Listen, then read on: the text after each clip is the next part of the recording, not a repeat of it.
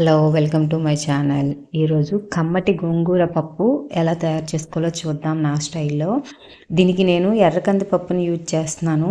ఈ ఎర్రకంది పప్పు ఏంటంటే ఏ ఆకుకూరతోటైనా ఏ వెజిటేబుల్తోటైనా ఈజీగా కాంబినేషన్ కుదిరిపోయి ఆహా అనిపించే రుచి వస్తుంది. అందుకోసం ఈరోజు ఎర్రకంది పప్పుతో గోంగూర పప్పుని ఎలా తయారు చేసుకోవాలో చూద్దాం. దీనికోసం 1 కప్పు ఎర్రకంది పప్పు తీసుకొని 4 కప్పుల నీళ్లు పోసి 4 విజిల్స్ వచ్చేంత వరకు మెత్తగా ఉడికించుకోవాలి.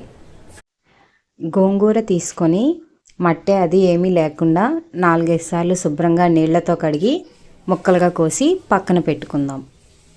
ఇప్పుడు స్టవ్ పై గిన్నె పెట్టుకొని 2 స్పూన్ల ఆయిల్ వేసిన తర్వాత 1/2 స్పూన్ ఆవాలు, జీలకర్ర, మినప్పప్పు. ఆవాలు చిటాపటామని వేగిన తర్వాత 4 మిరపకాయలు తీసుకొని వేయాలి. ఇవి కూడా వేగిన తర్వాత ముక్కలుగా కట్ చేసి పెట్టుకున్న ఒక పెద్ద ఉల్లిపాయను తీసుకొని వేయించుకోవాలి.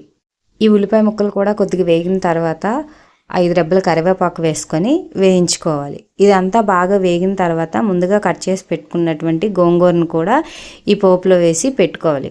ఇదేంటి గోంగూర గిన్నె నిండా ఉంది అనుకుంటున్నారా? ఇదన్నమాట అసలు సంగతి. గోంగూర ఒకసారి ఆయిల్లో బాగా వేగిన తర్వాత ఇలా మెత్తగా పేస్ట్లా అయిపోతుంది. ఇలా గోంగూర పూర్తిగా వేగిన తర్వాత ముందే ఉడకబెట్టి ఉంచుకున్న పప్పుని మెత్తగా మెదిపి ఈ గోంగూరలో వేసుకుందాం.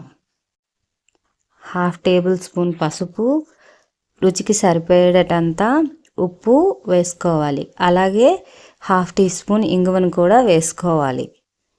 ఈ గోంగూర రుచి ముందుగా పుల్లగా ఉంటుంది కాబట్టి నేను ఇక్కడ టమాటా పండును కానీ చింతపండును కానీ యాడ్ చేయటం లేదు.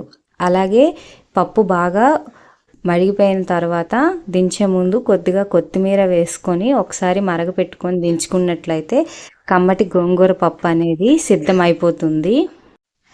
పప్పులో ఉండే ప్రోటీన్స్, గోంగూరలో ఉండే ఐరన్, రైస్లో ఉండే కార్బోహైడ్రేట్స్. ఒక కమ్మటి భోజనం. దీన్ని మీరు ఎప్పుడైనా ఉల్లిపాయతో ట్రై చేశారా? మీరు కూడా ట్రై చేయండి. Thanks for watching. Please subscribe.